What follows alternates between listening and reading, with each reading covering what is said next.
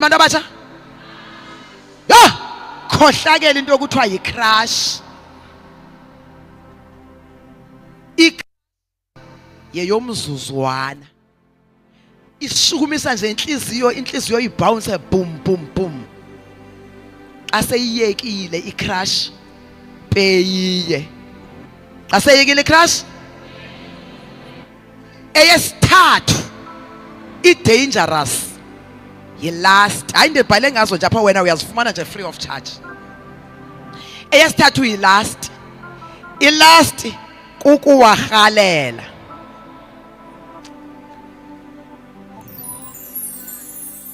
Kukunxanwa. Mayithethwe lo nyani ecaweni. I-last kukunxanwa. Phathi ngenxa yokungazi ucinga uyathanda. Uthi xa sewafumene ungahaleli nokumbona. Hayi dithiwa abantu abangaphandle ke. Angahale. Unfortunately doc, notata bonke abantu abakhona apha, kukhona abantwana abangumphumela we-last. Umntwana aphikwe nguyise ibe inhloko iyeka isehleli. Ngenxa yoba uyise uwafumene. Serious lento abantu abakholwayo kwi-Christian gathering funeka bayazi. Bakhona obhuti. Amen bobhuti. Bobhuti bamlukela ufike. Ndizayiphinda ke tani. Lukela ufike. Kanti luyazifikela nje. Liyadlula. Eyesine i-infatuation. Ake sithi infatuation. Uyabona yona xa ifikile lunxano olunamandla. Umuntu udaphazamiseke engqondweni. Alale ebhedini abhanka angaye emsebenzini angaye esikolweni. Kanti unxaniwe. Leyo ibhalwe eBhayibhelini. Hayi ndiyarhala ukujongwa kule. Wonke umuntu ndiyacela njonge, ngicela ukujongwa kwelo cala ngasemva. uAmnoni wakhe wagula.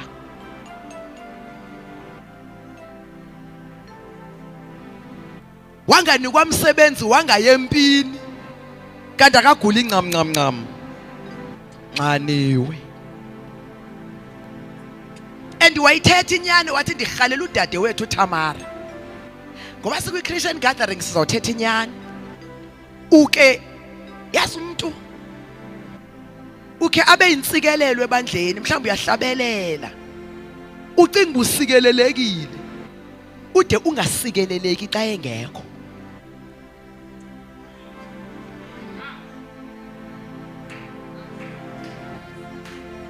Ube buhlungu imike xa inikwa omnye. Buhlungu xa kunikela isomnye umuntu okanye xa ku-emsa omnye umuntu. Ngoba kukho lo sethe nca kuwe. Asikho secaweni. SikuHosea 4 verse 6. Kube ngathi ungamsusa lo bethi keyboard kubethe lo funwa nguwe. Unenkinga. Kungabi mnandi enkonzweni. Ngoba kavelanga lowa. Infatuation, khohlakele. Ayinamzalwane. Cela uphinda. But ngicela unikhulula nizixolele. I-infatuation awuyimemi kodwa uyakwazi ukuyigxotha. Ndingaphinda.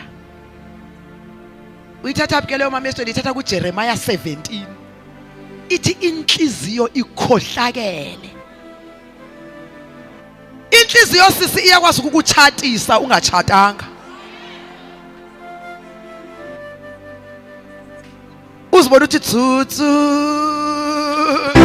Ecaleni kwakhe kunguye. Tsotso.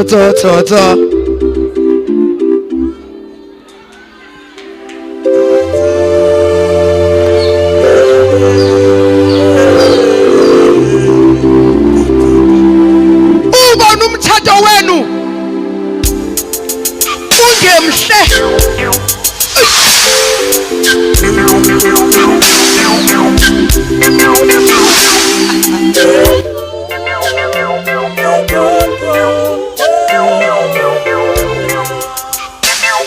inhliziyo hey ndayithanda igathering ngoba kuthethwa inyani inhliziyo ingcolile ngesuthu ithi ibolile inhliziyo le yakho ukholwa ingcolile iyakwazi ukuba infatuated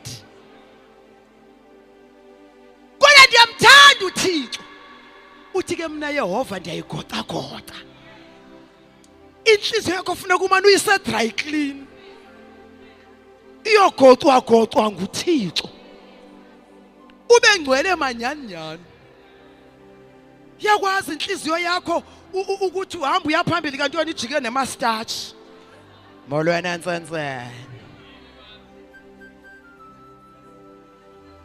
hambe nemustache mkile hambe no six pack idinga ube likholwa elinyanisekileyo ngoba uYehova uyayelapha inhliziyo jonga ube ungabi ngcwelele thina hayi bonza ufika nenezwini ungasingcweleli kwenzela ukuqelela kuyavutheka inhliziyo ijophekile